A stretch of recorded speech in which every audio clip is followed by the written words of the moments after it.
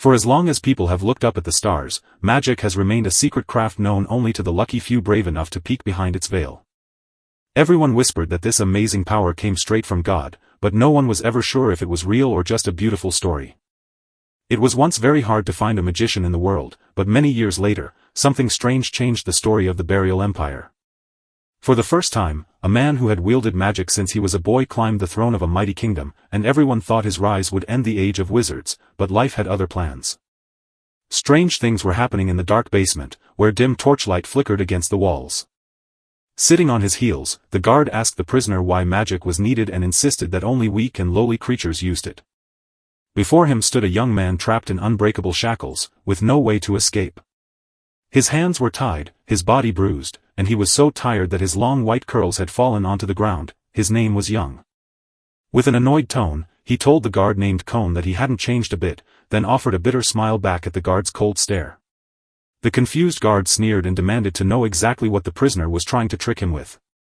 Young thought back to his youth and agreed with his old view that most magicians came from poor families, so he felt Crony was just giving him a warning. At that time, he kept telling the boy he had to hide his powers, or else he'd get kicked out and made a fool of right there in the mansion.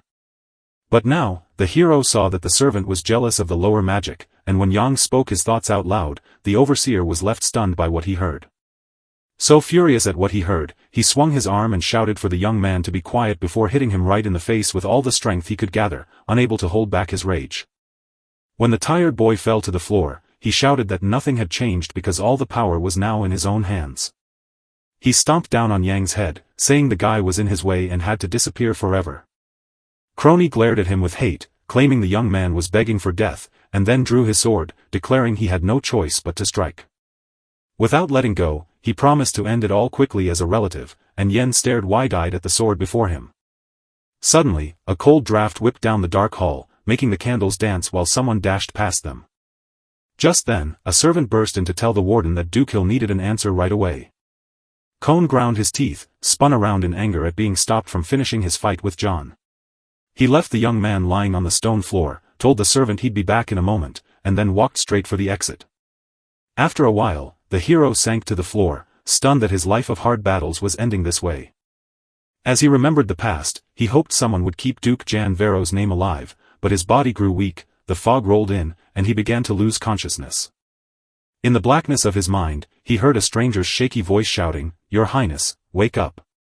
Jean opened his eyes to see Nam standing there and asking how she got there, but she told him there was no time for questions and that he had to run. He held her back and admitted that she was the one who made him a magician and an emperor. Then, with tears streaming down his face as he gazed at the moonlit lattice windows, he decided to give up fighting and leave everything exactly as it was. Nam looked confused and asked if he had forgotten about the magician's building right next to the Second Imperial Palace.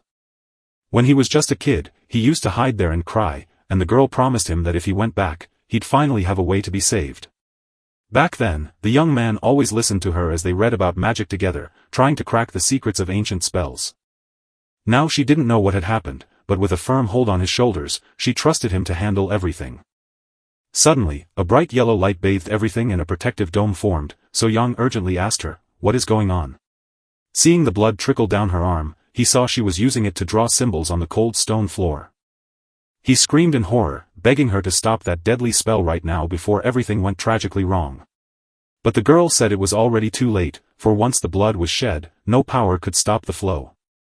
Suddenly, a blinding flash of lightning tore through the sky and was instantly followed by a deafening, terrifying boom. Crony burst into the room and cried out in horror, his eyes going wide with fear at what he saw. An odd magical glow filled the dungeon, lighting up the dark space and making the spell start to work. Naum smiled and said that God never sends trouble we can't handle, but the servant behind him swung his sword to strike anyway. Suddenly, the stone floor was splattered with red blood, sending a wave of terror through everyone there. With a single strike, Cone took the girl's life, leaving Yang to watch in horror as her cold, still form hit the dungeon's stone floor. Staring at the dead body, Nam couldn't believe it was real and felt like he was trapped in a terrible, endless dream. Grasping his bloodied sword, the servant told the young man to pray he never saw the sun again. The floor was once again covered in scarlet drops of blood, and this time the ruthless guy had dealt him a blow, but the hero didn't realize this was only the start. Yan's mind replayed the girl's final words about God, trials, and faith, and suddenly they felt like a prophecy coming true. He pieced his past together like broken shards, remembering how he once rose to rule an entire empire. He used to spend time with Gnome in a secret magic mansion, but now he's stuck in a dungeon, confused and unsure of what crime he's accused of. His final memory was the girl's smile, which disappeared in a heartbeat and left him with nothing but a bitter taste. Magic made him float in a strange weightlessness as his body faded away and his soul was born again. Staring into the mirror, he found his younger self staring back and couldn't believe it, while golden sunlight filtered through the pine trees to make the whole scene feel peaceful and full of wonder. In the middle of the forest stood a fancy big house with lots of space, featuring fountains, gardens, and flower beds. The Count's loud voice bounced down the long palace hall, its sharp words ringing off the cold stone and marble walls. Yen yelled at the young man, saying he couldn't even walk, and demanded he get up right now with no room for arguments. Nearby, the Countess and the boy laughed at him, mocking that they only took him in out of pity for his mother since he was nothing special. The lady asked if the Count thought the young man was his son, but the man snapped at her to watch her tongue around Sir Malene. Trying to rise, Jan felt his head spin and didn't know where he was or who these people were, so he asked the Duke, only for the Duke to demand he get up again. As soon as he stood up, the young man glanced around at the weird room, wondering who everyone was and why they stared at him with such tired, icy looks. When the hero looked in the mirror, he gasped at seeing himself changed into a completely different form. The young man stared around with wide eyes, too shocked to believe he was really seeing all this happen. The Duke sneered at Yang, ordering him to stop bringing dishonor to his father and to act with pride before Sir Malene, since this meeting would determine his fate. Staring at him, the young man didn't know which emperor was meant, so he chose to say nothing instead of asking. Seeing the boy's annoyed look, the man pulled out the royal order to show him and prove he was right. He explained that he wouldn't show the paper to the young man because he couldn't read, but Yang knew the king had never given any orders. Feeling defeated, he stood in the hallway, lost and wondering who had taken his spot and whose body he now inhabited. He opened his eyes wide to see the date, and his heart dropped because everything was out of order. The young man studied the old decree and saw that everything had happened 98 years ago, long before he was even born. Suddenly, someone grabbed the paper out of his hands, leaving Yang frozen and confused because everything was moving too fast for him to understand. Shell snapped at him, asking why his brother kept staring at the papers when he couldn't even read them and was just wasting time. As he walked ahead, the Count said he had to work hard to bring the main organizer for the ceremony. Behind him, the hero heard the maids whispering that he was seeing something new and wondering what Yang would do next. Peering at his watch, he realized he had somehow traveled to the year 1100 and knew nothing about the current emperor that everyone kept talking about. Looking into the mirror, the hero stared at a total stranger's face and couldn't believe reality was pulling such a cruel trick on him. In a flash, he pictured himself standing beside the girl, clutching the watch in his hands as time spun backward and the young man struggled to make sense of it all. He remembered Naeum's spells and saw that her magic had twisted time, sending him back 100 years. Outside, the summer sun bathed the mansion in light, while the dining room windows looked out onto a neat, green garden. A plate of meat and veggies sat before the young man, looking so good and smelling so tasty he couldn't resist. Yang cut off a piece, popped it into his mouth, and savored the flavor, which was worlds apart from the taste of prison food. The Countess and her older brother, Chell, stared at him in total shock, their eyes wide as if they had just seen something completely unbelievable. After scraping the food from his lips, the young man stared in confusion, still too used to starving in prison to trust the sudden feast.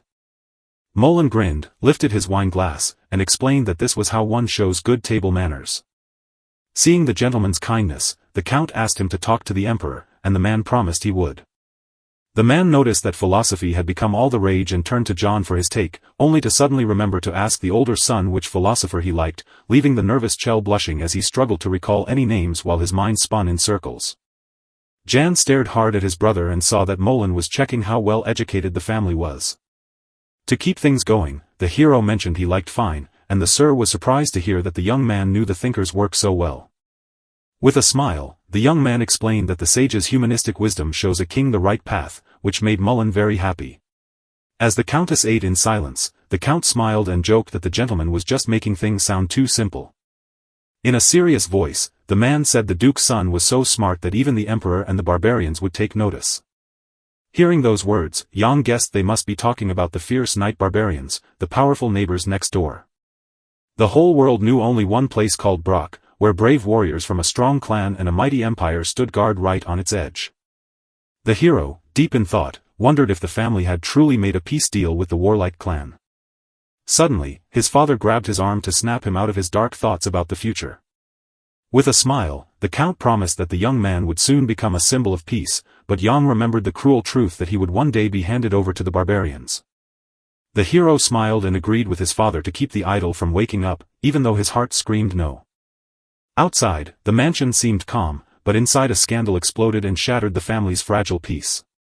The Count's oldest son shouted at Yang, saying that just joining their family didn't make him noble and he had no right to make fun of him. The hero grinned and said that if he weren't counted as one of the brothers, they'd have banished Chill right in his place. Furious and shouting, the man snatched up a vase and swung it at the young man, unable to believe the boy had dared to speak to him that way. All of a sudden, the vase slipped from his hands and smashed into a pile of sharp glass on the floor. Yang watched in silence as his brother screamed that he would die like their mother and called him trash for daring to speak back instead of just obeying. As he heard it all, the hero's heart burned with anger and a deep desire for justice for the shame done to his mother. A moment later, the young man's eyes glowed with a strange light, filling him with a fierce desire for revenge against his tormentor, and as his brother Yang unleashed his arrogance, a blazing yellow magic lit up everything around them like a sudden fire. Caught off guard by a blinding flash, Chell quickly threw his hands over his face to shield himself from the strange magic.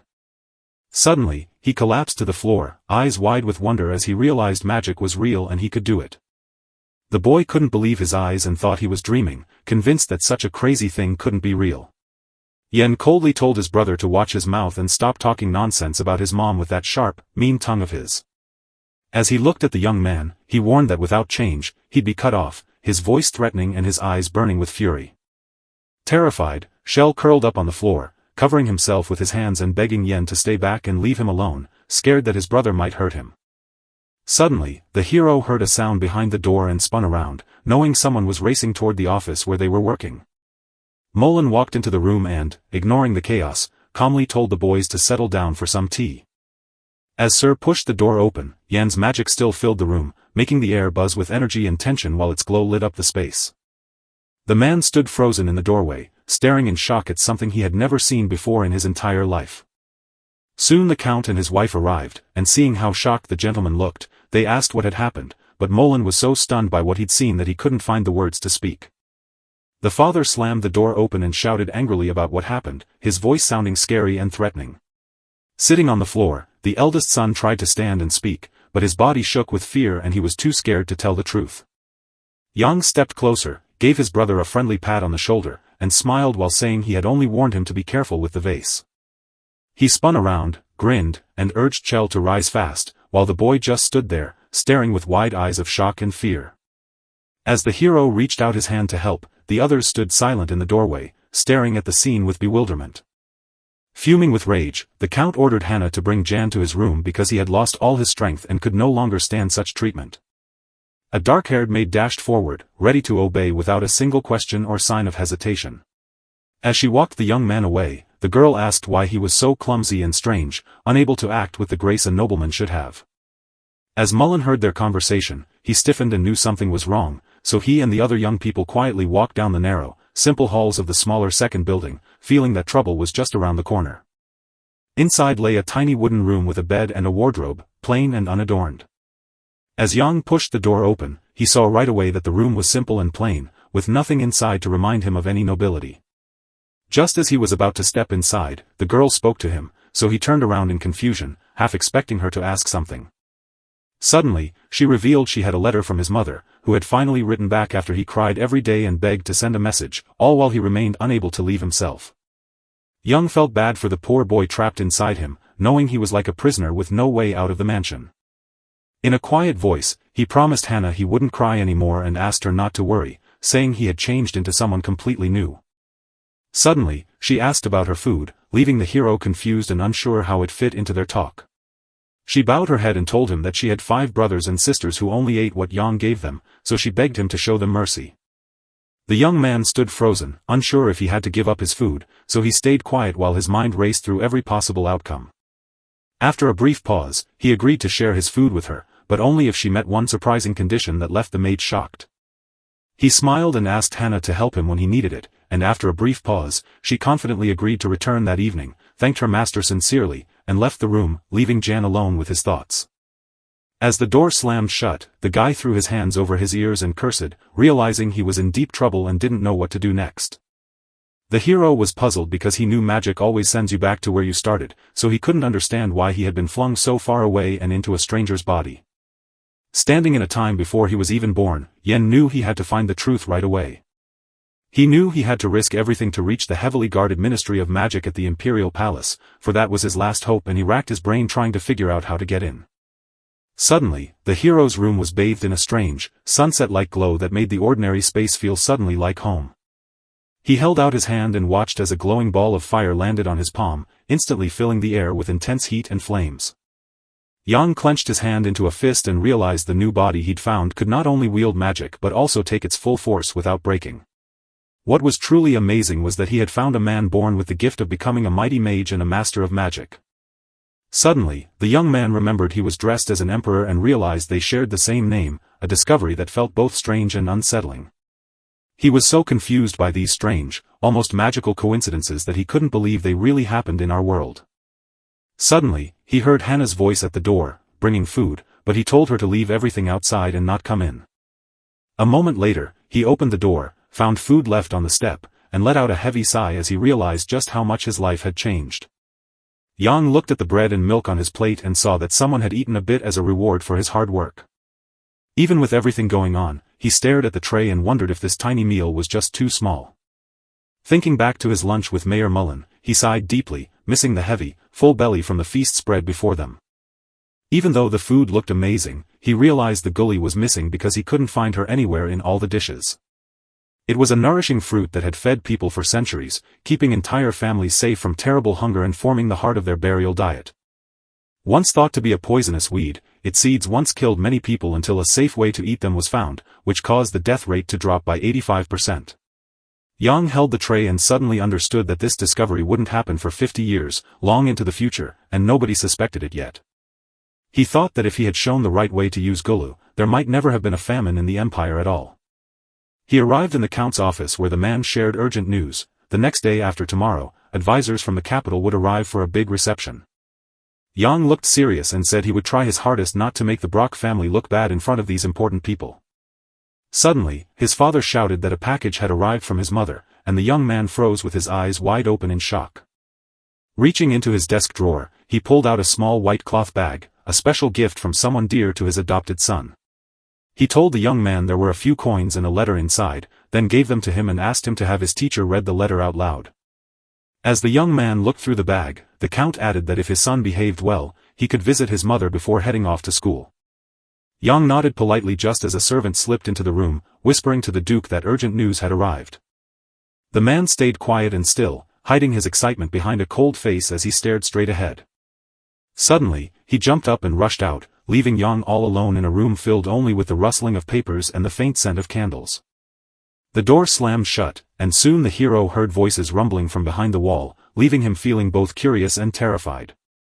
They were chatting about a shy boy, and the young man stared at the door in shock, wondering who they meant and why it mattered so much.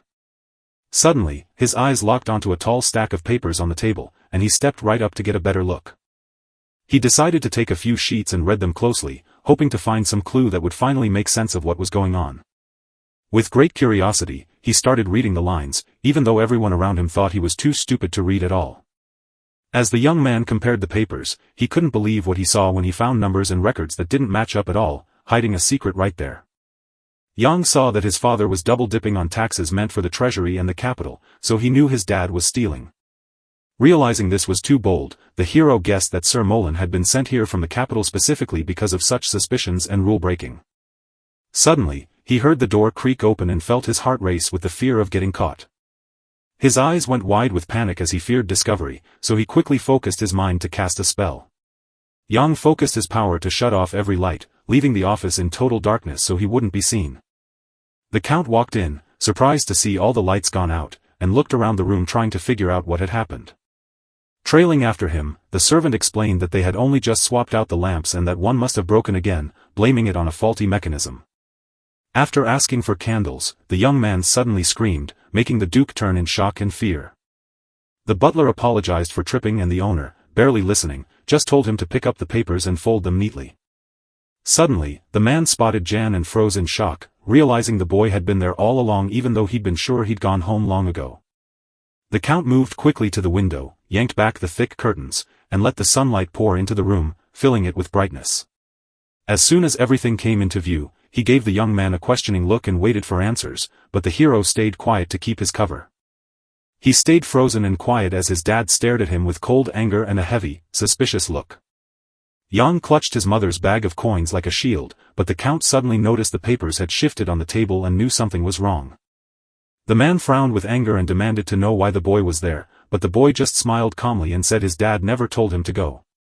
Sitting at the table, the Count announced that the unruly clan was demanding a letter signed by Jan, so the young man asked in surprise why this was necessary since the barbarians were always a headache, and he asked the hero to write to them from time to time while his teacher helped him do it by writing down exactly what he said. After speaking those words, he told his son he was free to go, and the young man quickly left, trying hard not to make the Count angry or suspicious. As he walked away, the door groaned shut and the echo lingered in the quiet room. As he stepped into the hallway and read the letter, he overheard the Count wondering why his mother would write to her blind son on expensive paper and if she was really writing anything at all. As Jan started reading the note, she learned she was well thanks to Durga's care, and she gently asked about his own life. Walking down the hall, the hero read every word with care, refusing to miss a single detail as he searched for the hidden meaning behind the lines. The note told him his mother was thrilled about his new family and asked him to do one thing for her if he ever traveled to a faraway desert. After reading the note, Yang smiled as his doubts about the strangers turned out to be true, leaving only one thing left to do: prove his hunches with hard facts. When the moon settled the sky that evening, important guests from the capital rolled up to the mansion, and the whole Brock family threw a serious welcome party for them. Dayer bowed and thanked the Count for the invitation, saying it was a huge honor to share his home and festive table. Another guest bowed to kiss the Countess's hand and told her his name was Mac, and she beamed with a smile of respect in return. In the garden, a pond choked with water lilies shimmered, holding a perfect mirror of the stars as if the night sky had been poured right into the water. At the table, Sir Mullen noticed Jan's magnificent clothes, and Jan replied that he had been waiting for this meeting for a long time and wanted to ask about life in the capital. Mac grinned and asked what caught the young man's attention, and a bright spark of curiosity lit up his eyes. The hero eagerly asked what they ate at court, needing to know exactly how the royal family lived behind their grand walls. Dayer spoke softly about the capital, saying it wasn't special because the wealthy enjoyed fine food while the poor made do with what little they had. When he finished, he mentioned that the nobles weren't eating enough different kinds of food, and the young man leaned in with eager curiosity to ask what he meant. He decided to speak up and asked what would happen if a new kind of food, once thought useless, could finally feed the poor. The young man's idea left the guests so stunned they couldn't say a word. Max grinned and said he'd take this wild idea straight to the prince, who loved hearing such fresh and brave thoughts. Surprised, Yang asked who he was talking about since he'd never heard of a prince who cared so much about food. Digger explained that the Empire was looking after Highness Gale, who had a special knack for spotting new talent. Yang remembered that Gale Varian was the one who started the Magician's Rebellion and finally lost everything. In a flash, he realized all those ambassadors were just this man's people, coming here to help themselves. They smiled and told him the young man would befriend the prince, but the hero knew better than to trust enemies and only cared about using them. Milton set his wine glass down on the table, sighing that the good time had rushed by too fast and wishing he could keep talking about such important things. The man gently asked the Count if he thought his request sounded rude, and the host, with a slight frown, nodded to hear him out. Milton suddenly asked if he could walk alone with the Count, and the Count, puzzled, wondered if he meant Jana. The man agreed to send Chell along, and though his sir was happy about it, the young man didn't want to stay with his brother and was actually scared to do so. The boy wiped sweat from his forehead with a napkin, stepped into the garden, and asked the guests if they had arrived, all while trying to hide how tired and nervous he felt. Mac turned to him and said they were nearly there, while also noticing that the Count's oldest son looked completely worn out. Sensing Milton's heavy stare, he suggested Shell take a break since he could tell she was feeling very sick. Dor guided the young man to a bench, promising they'd catch up with Sir and Jean later, while carefully keeping the eldest son from collapsing in the middle of their walk. With a smile, the hero explained he understood everything, told his guest to look after his brother, and then moved forward with him. As he stared at the glassy lake, the man remembered the last time he saw that golden light in the hero's eyes, and it felt both weird and scary. He paused at a gazebo looking out over the garden and asked the young man if he was a magician, staring hard until he got an answer. The room felt heavy with silence, and Yang wondered if he should tell them he could do it, even though it might get him killed. Knowing he had to keep the secret, he gave a tight-lipped smile and acted confused to hide how excited he really was. Milton smiled warmly and told Prince Gale that he loved meeting magicians, for their magic was a powerful gift that could change the world and shape the destinies of whole nations. The young man asked if that was really the only reason Sir was so interested, speaking with a tone that mixed doubt, irony, and a little bit of distrust. Milton, confused, asked the young man what he meant, and the hero explained that the stranger was clearly interested in his powers, not just because of the prince. He glanced at his reflection in the water, then decided to change the subject by telling the guest that other important questions were waiting. Milton stared at Jan without saying a word, his eyes showing he was too afraid to speak about what was on his mind. When the hero asked if Sir had come to check on the stolen tax money, the man looked suddenly nervous. He smoothed his friend's worries and admitted he needed help from Milton too, then with a grave look offered a deal that would help them both. Surprised, Sir asked if Jan really wanted to bring him Brack's double accounting since those papers could change the fate of the whole family. With a smile, the hero asked what the man would give in return, knowing that stealing public money was a crime that could ruin them both. He warned the man that since the young man wasn't family yet, waiting would let him dodge his duty and avoid being forced into the army. Yang grinned, spun around, and explained that his real point wasn't the math or the papers, but what he wanted to achieve through them. Actually, he needed help to keep the emperor's anger at bay and to get a piece of land all his own. He spoke with certainty that he would join the warrior clan without becoming an adopted member, just to stay out of suspicion and ensure he had a trusted rear guard. Milton asked in confusion if the young man truly didn't know where the clan lived or what life was like there, but the young man stood firm and showed he understood the consequences. He explained that since telling anyone about the embezzlement would make his father suspect him, he needed a safe place to hide and stay protected. With a mighty clan of warriors ready to serve him, the young man eagerly asked if the man would take him and his mother under his protection. With a sigh, Milton decided to change the topic and say he had to go back to Shell, who was still waiting for them in the garden. Yang smiled and agreed, seeing that the man wasn't ready for such sudden and direct offers. He bowed his head and promised to stay, earning permission to enjoy the view of his home while the hard talk was left behind.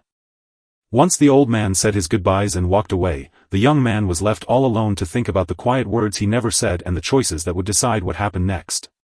Thinking back, Yang saw that the Brock family had already fallen apart, so he had to move much faster than he'd originally planned. Knowing he couldn't enter the palace the way he was, he chose to grab any chance that came his way, even if it meant taking huge risks. After handing the double-entry journal to Molan and ruining his family, he knew his next move was to claim the Count's estate. Gripping his fist tight, he felt more determined than ever to change his destiny and finally stop playing the pawn in other people's games. But before anything else, he needed an ally, so Jean decided that his very first job was to win over the mysterious warrior clan and borrow their power. The young man stared for a long time at the water's surface, letting the moon's reflection push him toward a choice. He spun around and instantly saw a woman in a long black cloak that made his heart jump and felt like a scary dream. His eyes went wide with shock as he stood there, staring at a figure he never expected to see right in front of him. She stood with her back to him, clutching a pot of red lily as if ready to share a gift while waiting for their meeting. Yang dashed up behind her and clutched her shoulder, his hands shaking so hard he thought she might be a ghost, until the heat of her skin proved she was real. The woman spun around in shock, her face a mix of disbelief, joy, and bitter longing.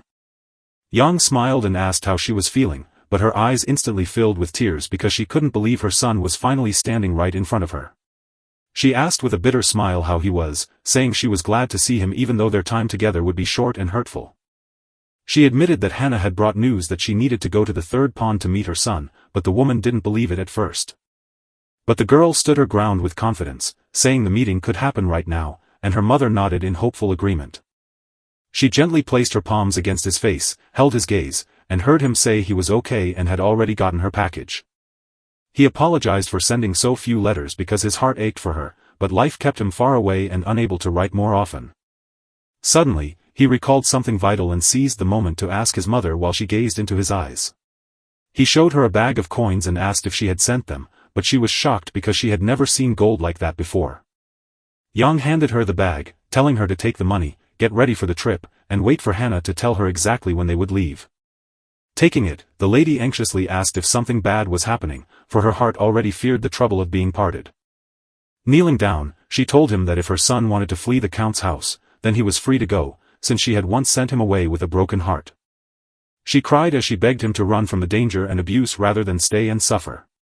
He took her hands and tried to calm his mother, promising that he would handle everything to keep both of them safe from any trouble.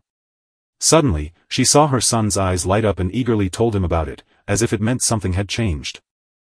With a smile, Yang promised he wouldn't run away and said he'd stay to carry out his plan. Holding her hand, he begged his mother to promise him anything he asked, knowing their future hinged on it. Right then, he heard Milton and his guests calling, so scared they might spot his mother, he quickly said he had to go. As he waved goodbye, he handed her a bag of gooey seeds, telling her they'd be handy later and help them down the road. He let go of her hand and told her to take care of herself, but she suddenly stopped him as if she had something important and personal to give him. She held out a pot of red lilies to him, asking him to take them back since he used to love caring for them so much. He felt joyful and thankful that she brought those flowers, since they brought back memories of his childhood home. The next day, as Yang walked down the hall with Shell, he noticed his brother looked exhausted and reminded him of the weakness he'd seen yesterday. The guy looked totally confused and asked if they were really starting training today, but the hero just said their dad gave them the okay to train together. Yang patted him gently to calm his nerves, promising that the first practice would be easy since the captain would watch their strength carefully while a stranger listened nearby. The man stood tall, flashing a grin of yellow teeth, and stared the young man down with a bold, challenging look. As he stepped closer, he asked what brought the young man there, who admitted he just wanted to see the arena where future fighters trained. Chell felt his anger rise as he stared at the captain, who bluntly questioned his presence here and his drunken arrogance after the coach's bold words. He admitted he wasn't in great shape, but he was determined to train so he could stand up for himself later. Offended, the man strode ahead and beckoned the boys to follow him, vowing to reveal all the hidden secrets of the training grounds, starting with a vast open space before leading them past the warehouses and tents where the fighters rested during their grueling horseback drills. After starting his tale, he tried to keep going, but Yang and Chill froze in confusion when a loud bang made them stare at each other. They turned to see a man with a whip and half-naked boys balancing on their heads, and after asking who these odd folks were, someone explained that the captain called them orphans and noted that Yang could have been one himself if not so lucky, which led Chell to suddenly tell Theo to stop beating the kids, surprising the hero since his brother was usually so quiet. Among the other young men, he spotted a red-haired boy standing tall and refusing to crumble to the pain and cries around him. The guard glared with hate and screamed while the captain called the boy barbaric and spoke badly about him. Suddenly, they heard loud screams, froze in fear, and scrambled to hide while trying to figure out what had made such a sudden, scary noise. Barbaric was screaming so loud that Chell realized this red-haired kid was no joke and was smart enough to stay out of his way to avoid trouble. The captain rubbed his head, deciding that even though the guy was annoying, he could still help the business and bring some good things. Just as a whip whizzed through the air, the man grabbed Theo right in time to save the orphan from getting hurt. Barbaric collapsed to his knees, unable to stand, and the captain saw right away that the man was weak and unready for the tough journey ahead. He glared at them with burning hate, his mind already planning revenge on those who had wronged him. Then the man told a story saying the young man had no special gifts and could never do anything important, no matter how hard he tried. He told us that sometimes you try your hardest but still can't make it, and once you realize it's over, it's time to stop. Yang and Chill stared at him in awe, but their minds were racing to make sense of his words and judge his strength, until the captain locked eyes with Yen, and they stood in a silent standoff, each silently guessing what the other was thinking. After asking if they were done, the hero suggested taking a break in the shade so they could keep training with full strength. Seeing Barbaric so tired, he said he couldn't stand to watch him suffer and hoped the orphan could handle the pain on his own. The bright sun lit up the treetops, and Yang thought to himself that he had once been right there in the dark, feeling just as much fear and pain as anyone else. As the hero stepped closer, he asked if the red-haired man on the ground was really Barbaric, and the stranger turned to him with wide eyes, clearly surprised and scared. He smiled and asked the little orphan to stand up so their training could go on. Fuming with rage, the orphan demanded to know his identity, and Yang stepped forward, introducing himself and explaining that he had come with a kind heart and a desire to help. As Shell, Theo, and the captain stepped back, the orphan shoved the hero away with a rude attitude, and the hero noticed how sharp, impudent, and eager for power he was. He grabbed the guy by the chin and told him to act like he heard nothing, then watched closely to see how the prisoner would react. Scraped and bleeding, Barbaric ripped free from his grasp and stumbled wildly, showing off a wild mix of strength, speed, and bounce that left anyone watching completely stunned. He bowed his head to the rough ground and begged the hero to go, wanting to sort things out quietly without drawing any attention.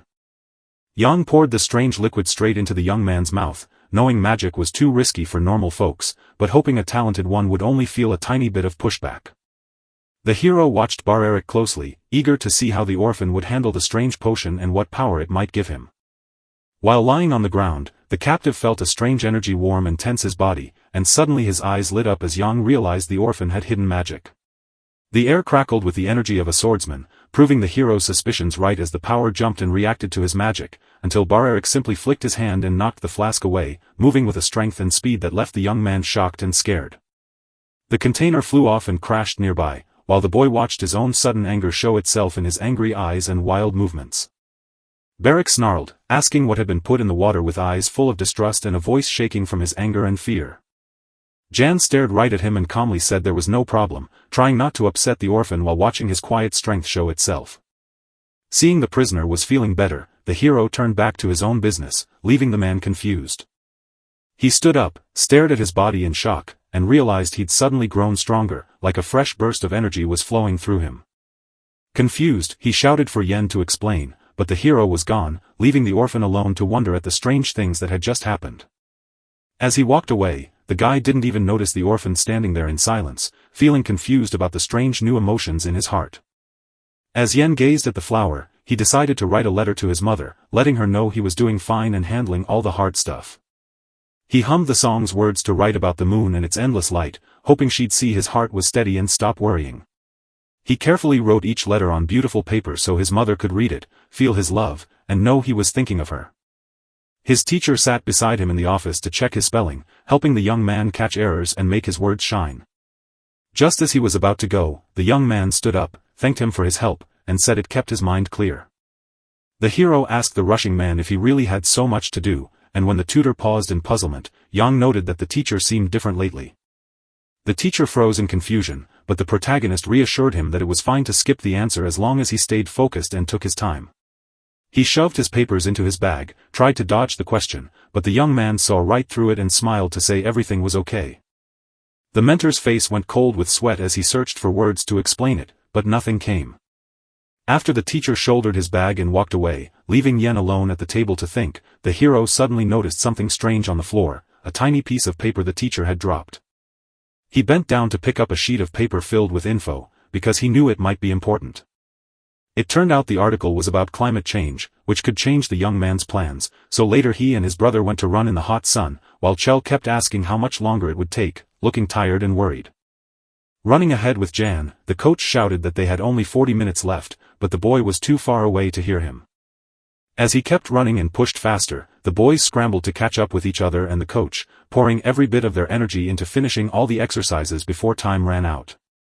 A lovely building stood nearby, but then Jan heard a scream, spun around confused, and tried to figure out what had just happened. Bar-Eric roared in rage, charging at his enemy with a sword in hand, moving fast and strong while his eyes burned with pure anger and resolve. He swung his weapon to hit his opponent, but the other guy moved so fast he dodged it easily, showing off his skill and practice. Then, filled with rage, the orphan lunged at him with his hand, but the stranger slipped away once more, proving this fight would be fierce. He kept striking until he grabbed the screaming boy, who scrambled to cover himself and try to guess how to stop his opponent's fast moves. Their swords met in a steady fight, but neither warrior would back down as they both searched for a way to end it. The young man gritted his teeth in a fierce curse, barely keeping the orphan's blows at bay while carefully holding back his own anger so he wouldn't slip and get hurt. Bar-Eric leaped high and roared with all his might, showing his power and drive to win, which made the young man have to focus completely. Stepping back, the guy told him to stop acting that way and calm down, showing he could handle things and wanted the fight to end. As he walked away, the orphan called out, "Mrail," and the name struck a deep, surprising chord in his heart. He stopped in his tracks, his face twisting with anger as he demanded, "How dare you say my name out loud," proving that what he just heard was a line he absolutely would not cross. Standing tall with his weapon gripped tight, the orphan shouted that there was no winner yet, proving he was ready to fight until the very last second. His eyes burned with a hungry need for revenge and a fierce will to win no matter what, revealing the dark anger and unyielding focus driving him forward. Puzzled, Merrill asked if the boy wanted to die, trying to understand why he asked and see if he was ready for what might happen next. As he got closer, he kicked the orphan hard in the stomach, sending Bar-Eric crashing down before he could even react or protect himself. Calling him names, his rival asked if the young man hadn't understood the first time, while the guys on the bench laughed at the boy's awkwardness as Meryl warned that if he kept showing off, he wouldn't last long. Sitting tired by the boxes, Bar-Eric admitted he didn't want to fight and looked confused, just wanting to walk away from any more trouble. The quiet deepened until the boy reached his peak of excitement, but then someone suddenly shouted his name. Seeing Jan standing there, he growled in anger, asking if it was that same annoying young man he had seen before. He didn't want to speak and sent the visitor packing, but the hero insisted he had to find a way to defeat Meryl. The orphan sneered and asked if the boy was talking about cheap tricks, but the boy just smiled calmly. He grabbed his sword and threatened to kill him if he kept talking, showing how angry and unwilling he was to listen. Yang smiled and told Bar-Eric he felt bad about his treatment, showing kindness and a real desire to help even though Bar-Eric was acting like a prisoner. The orphan swung at him, but the hero swatted the attacker aside with one quick hand move, showing just how much faster and stronger he was.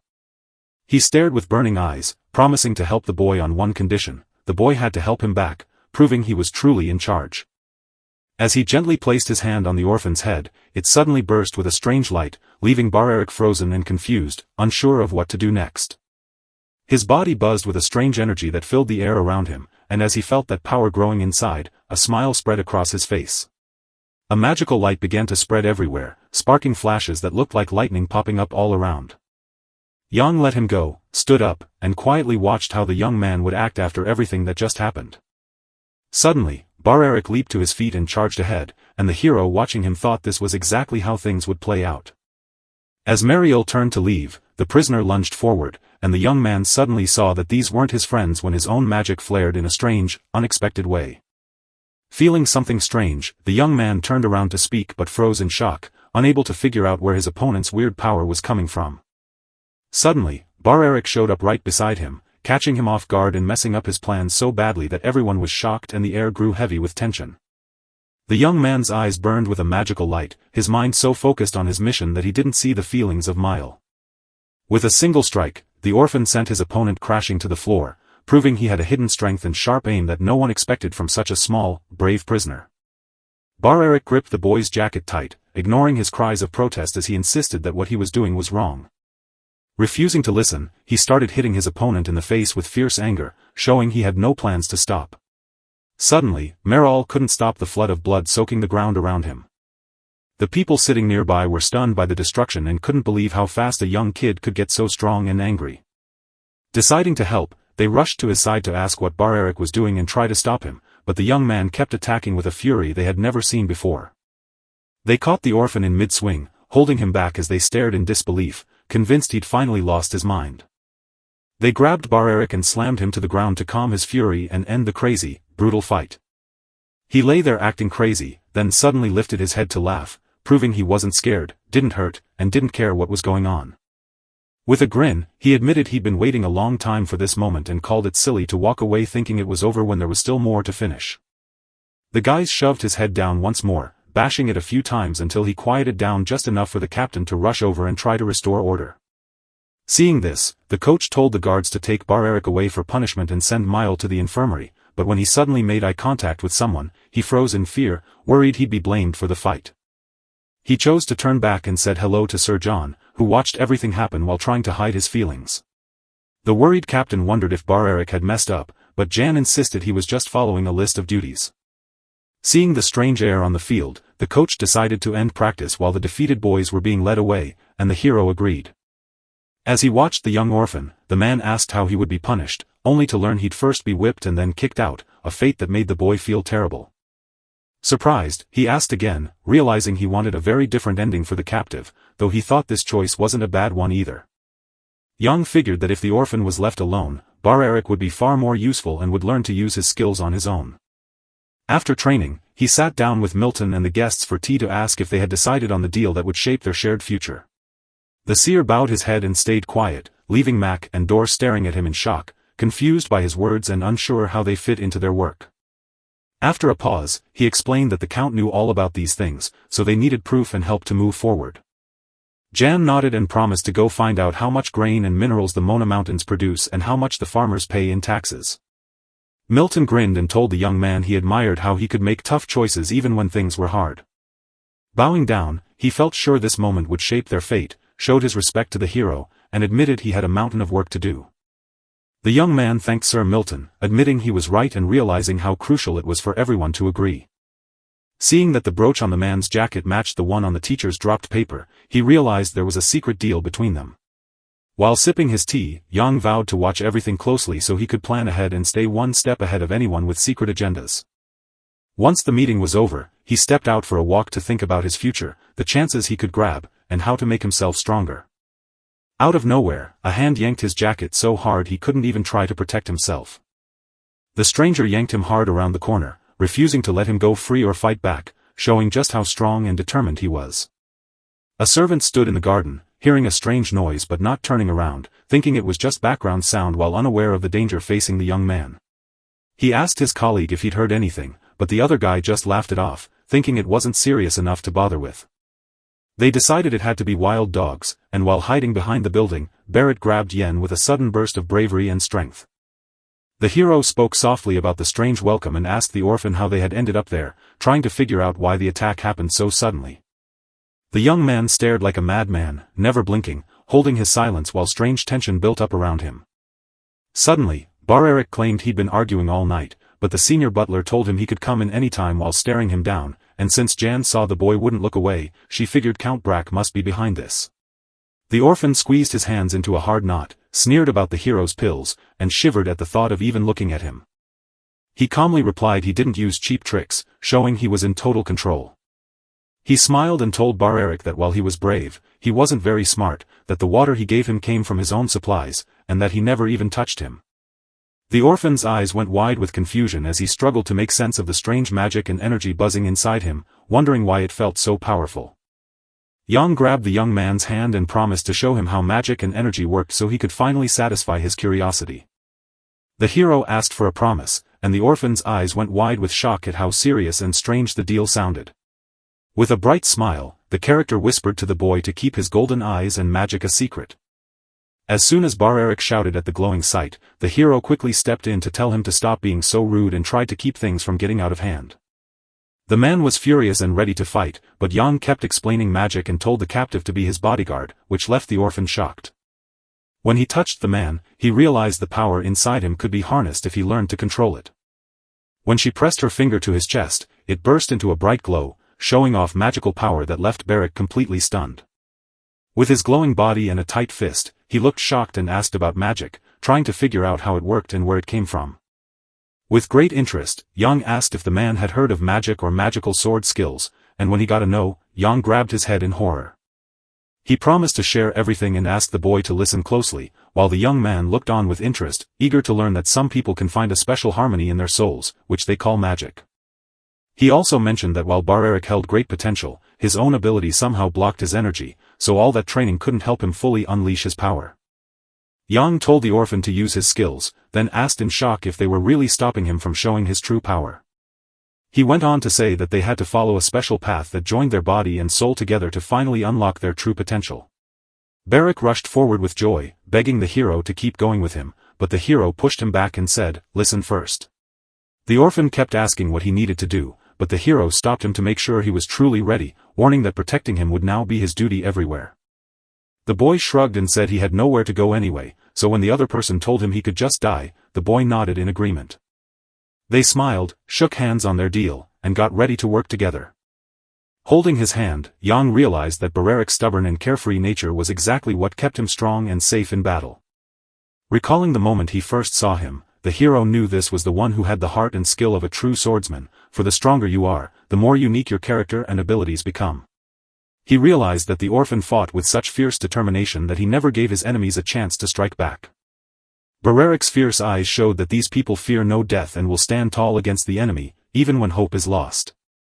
Standing there, hands trembling, Yang saw that a warrior who isn't afraid to die has no equal, and his sheer will makes him unstoppable.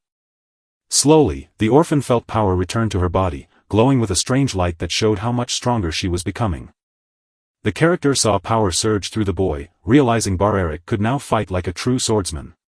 He squeezed the hero's hand tight, promising they could face any danger together and always watch out for one another. As Yang walked in for lunch, he could hear the Count scolding him from the doorway, his voice sharp and angry, yet Yang just walked calmly to the table. He ignored his father's lessons, sighed with a heavy heart, and lost himself in his own plans for the future. As the older man chatted and sipped his wine, the young man drifted off until he suddenly caught sight of the ring on his own finger and marveled at how much the other man loved shiny things. He hadn't seen Durg's eye on diamonds before, but that ring never came off the count's finger, and it made Yen wonder and worry. Thinking the stone was a simple wedding ring, the hero quickly laughed it off since it had no sparkle and was cut in the plainest way possible. Peering closely at the jewelry, he realized the ring wasn't made for beauty, but likely had a secret purpose. A strange sound made the hero realize he'd heard it before in the count's office, right where he'd worn that same ornament, and now his suspicions grew even stronger. Durg wondered what his father was hiding, and his mind raced with thoughts about the ring's secrets and the mysteries it might hold. Seeing the young man's reaction, the count shouted to stop counting crows and start eating while the countess and Shell ate in peace, and the count then asked curiously about the young man's new friend, who confusedly asked back about Beric, unsure why the two were talking so seriously. The hero explained that he had once watched the man train with his brother, only to believe he'd never see him again after everything that happened. The countess leaned in with curiosity to hear what had happened, but when Jan explained that the orphan had attacked someone, she looked confused. She couldn't believe her adopted son would be pals with a fighter, so she was furious, but the hero just said he didn't care who he hung out with. He smiled at his new mother's advice to keep studying, nodded in agreement, and finally understood how important school really was. With a wicked sneer, the count threatened that if the boy didn't learn to read and write in 3 months, he'd blame Bar Eric and have him put to death without a second thought. While Milton and his teacher talked quietly by the fountain, they went over the important details and next steps for their big plans. The sister hoped the man could follow his instructions, so he bowed and promised to finish the job perfectly and right on schedule. He felt eyes on him, spun around in a sharp turn, and found a crowd of strangers staring right at him. Yang held the paper tight and asked where the teacher had gone, only to learn he was talking to a man named Sir, which left the young man full of questions. As if sorry, the man claimed he'd only talked for a moment, but the character pointed out he'd been gone for way too long. He grabbed the boy's hand, passed him the paper, and whispered that the emperor's power in the province was fading while his own father was stuck in a slow, stubborn fight. He grinned and asked what Deji would think to see a top official chatting with his son's tutor in a quiet spot. With his head bowed, the teacher told him the rumors were just nonsense and asked if it was really that hard for the young man to pretend he hadn't seen anything. The man felt tense as he waited for Yang to speak, and when Yang finally replied that he could easily ignore the trouble if just one thing were to happen, his mentor was shocked. The hero explained that he asked his tutor to speak with his father in the garden for half an hour the next day, and though the tutor was surprised, he agreed to the plan. The young man wasn't done yet, so he handed over a sheet about the desert and asked him to grab a map and find out what the weather would be like in late spring. Smiling, he told the teacher he hoped the man was smart enough to understand what he meant and get the job done right.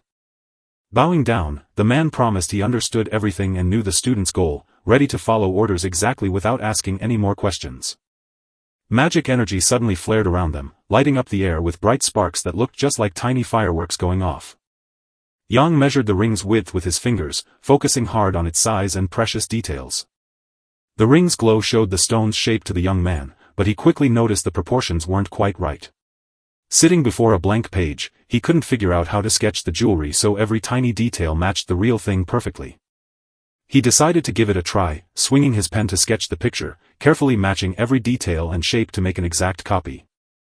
Suddenly, Hannah burst into the room and shouted at him, pulling his focus away from his work for just a second.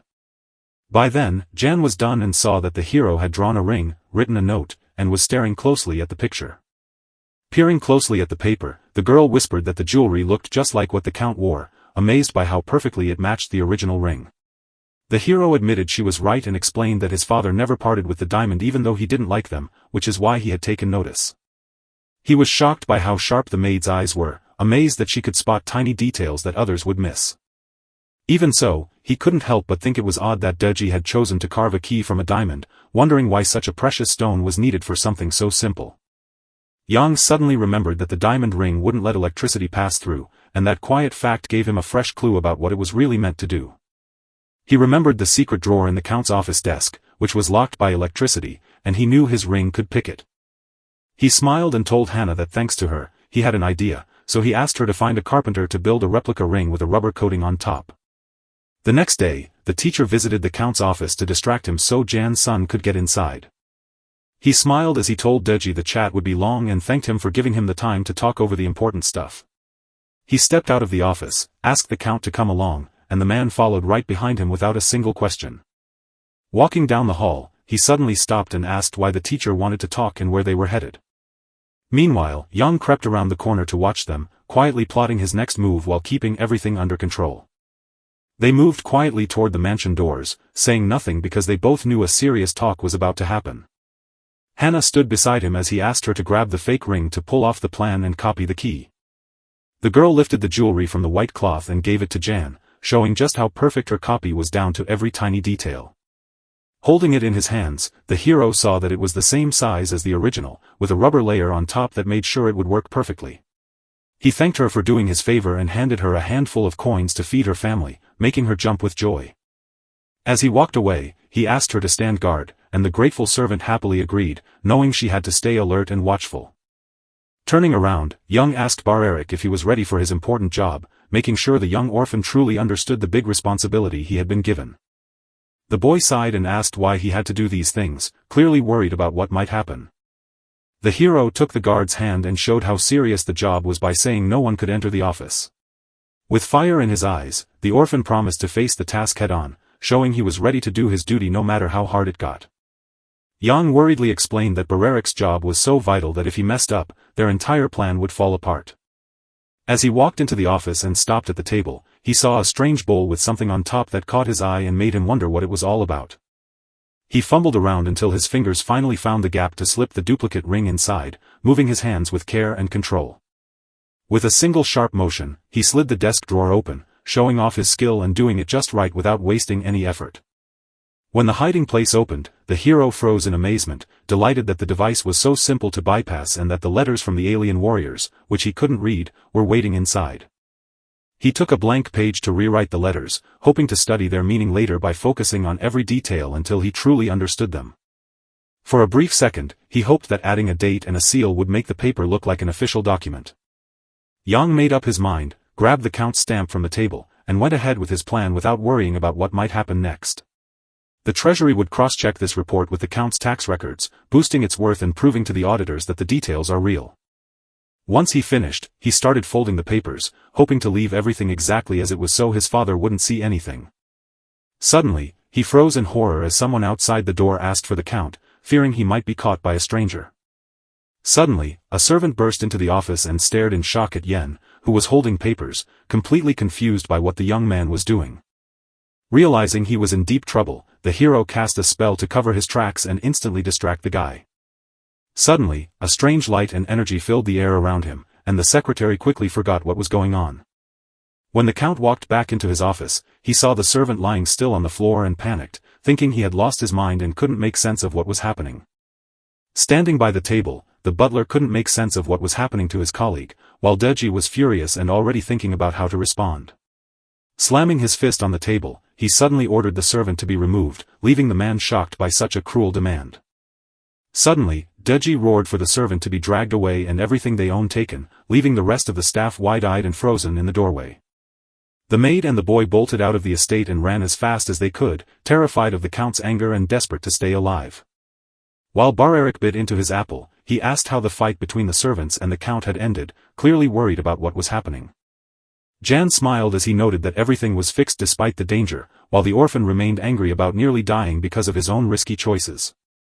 The young man eagerly asked if Deji knew the assistant had checked his office, while the other guy studying the papers just shrugged and said it didn't matter. He remembered how the assistant had caught him holding the papers, so he knew his father thought he was the one who had looked through the Count's office.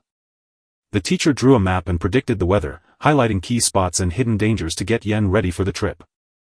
He also warned the young man to be careful, for dangerous sandstorms could easily block their path. He also left a note, and the hero spent so much time worrying about who would take his place and how it would change things for everyone. He stared at the papers, failing to grasp how vital it was to lock them away in the safe and realizing too late how dangerous it would be to leave them unprotected. Seeing the letter was for someone else, he guessed it was about a legendary fighting family and started wondering what his dad would do next. Suddenly, Bar-Eric stepped up to him, explaining that he now knew the black object in Jan's hands was text and the white sheet was paper, and the hero saw that his guard had done a good job. With a finger pointed at the orphan, the young man warned him to stop talking nonsense and asked if he remembered what the hero had said, to which the orphan nodded right away. He stood straight and saluted, repeating the order to toss the key, hand the papers to Molin, and send a note to Philia on his way back. Varric spoke with excitement, making sure Yan's mother understood she needed to leave, hide, and gather the gilly seeds just as ordered. The hero cheered the servant for remembering everything, but the boy just laughed, saying it was all so simple that it didn't take any special effort at all. Jan peered out the window and saw a skinny horse and a servant in a weird robe in the courtyard, which caught his eye and made him stare to see what was going on. He grinned and asked where Bar-Eric had ordered the departure, and the boy said it came from the main gate. Spotting a group of people on horses nearby, he quietly asked the guard to slip out the back door so they wouldn't draw unwanted attention. A strange man stood among the crowd, an eagle perched on his arm as he stared intently at everyone in the courtyard. He saw Jan by the window and stared in shock at the young man there, saying nothing. The hero smiled, locked eyes with Bar-Eric, and warned him that the gate would be too noisy today, so they'd have to find a different way to go. That evening, inside his father's guarded office, he met a stranger on an important mission who introduced himself as a messenger from the clan. He stood as a champion of the warriors of the earth, and his name, Balamin Nursrin, instantly earned Yan's deep respect and sharp curiosity. The hero smiled back, saying it was a real honor to meet such an important messenger and hear what he had to say. Cutting straight to the point, the count asked what urgent business had brought the young man there, eager to know why he was so important. The guest spoke of a peace deal with his clan while reporting that the deputy head was in critical condition. He told them with a serious face that they needed to get ready for what came next and explained why this meeting mattered so much. When the deputy chief died, the whole clan grieved for a full year with deep ceremonies because he was their spiritual guide and a sacred part of their community, even more so than their chief. So, before things went wrong, they decided to make peace with the county of Brack to keep their people safe and stop the losses. Confused by the terrible mess, the count wondered why he should care about the Balamzais and if there was really any point in trying to make peace. The young man spoke softly to say that the deputy chief was a vital figure in their community, a mentor who shaped every decision and action of everyone there. From the very beginning, he led them down the right path and won such deep respect that everyone had to meet his gaze and obey his authority. Suddenly, he demanded that Yang meet his eyes to prove he meant business. With anger burning in his chest, the count shouted that they were doubting his royal bloodline and demanded the promised documents from the emperor, only to hear Balami say in a defeated voice that he had never received them. Undaunted, Durgi told Yen that since he was the son of his second wife, not just anyone could claim royal blood and issue a decree. The guest looked skeptical and almost sneering when he asked if the duke truly thought those papers were real proof. He stared hard at the young man and said that only the deputy's honest look could prove who they really were and how they were related. While the count raged and Jan stayed calm, Balami caught on to their plan but couldn't figure out why the young man was in the family list or what they were really up to. Meanwhile, the hero wondered if the peace deal would fall apart without the deputy and thought about getting a new list of names. Looking at the count, the young man tried to guess what his father was thinking and how he would react next. Duri gave a warm hug and a smile, letting him know the situation was clear and he was ready to move forward.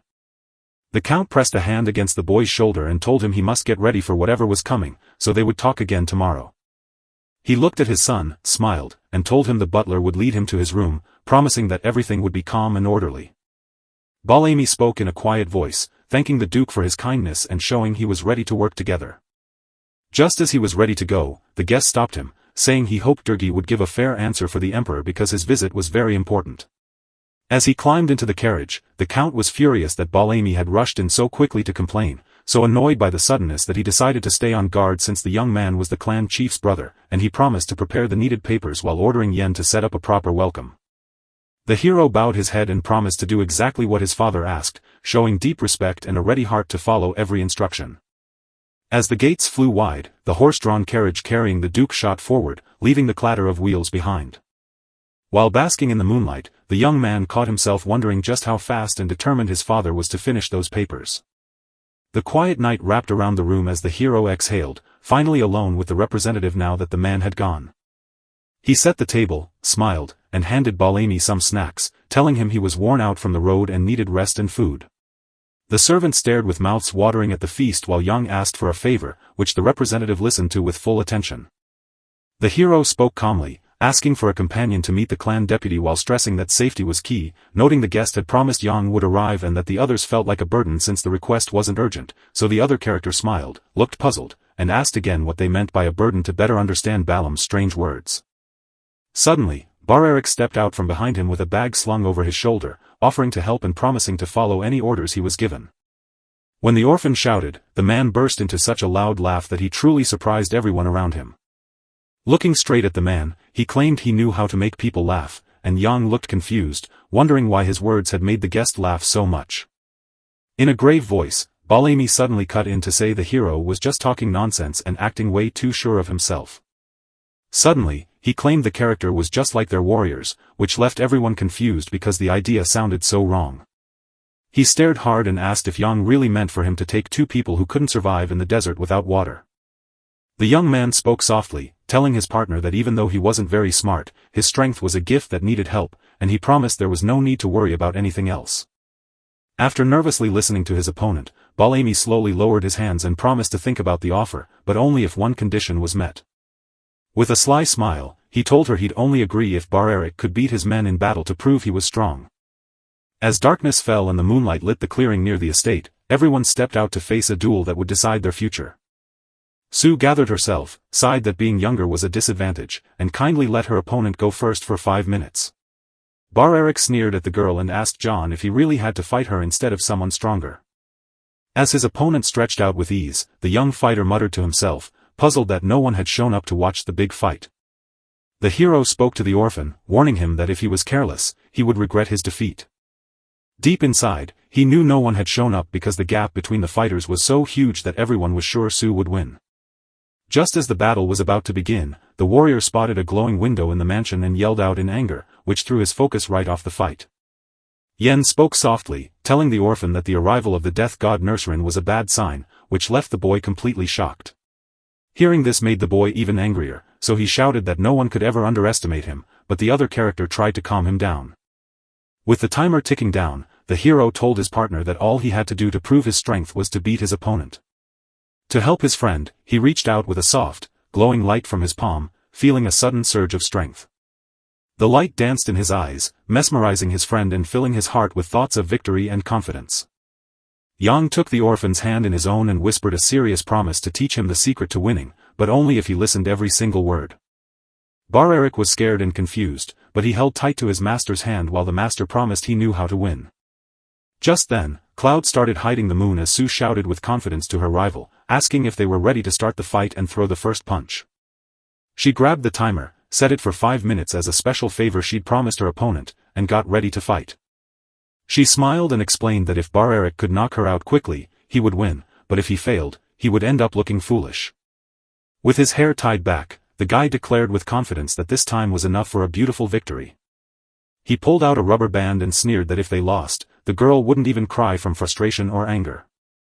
The orphan sneered at her opponent, promising her a lot of pain and regret for even accepting the fight. He bolted forward like lightning, kicking up a huge cloud of dust as he quickly closed the gap. Barrick charged forward with great speed toward his opponent, who just stood there calmly and didn't move. When he was right up close, he swung his fist to crush this confident girl with his first punch.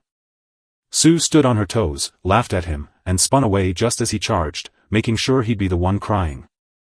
The young man couldn't believe his punch had missed, since he was sure he had planned it perfectly.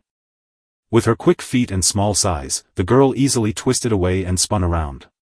Turning around, the orphan stared in disbelief as his plan failed, since he hadn't expected Sue to be so fast when he came in to counterattack. Furious, he swung his fists wildly in all directions, but his opponent skillfully dodged every single blow. The young man was stunned and confused when he realized the girl was just as fast as he was. She popped up from one side and then the other like she was teasing him, playfully showing off where she stood in the fight. Suddenly, the lady pressed her hands into the grass, ready to receive, and squeezed every muscle while holding her breath.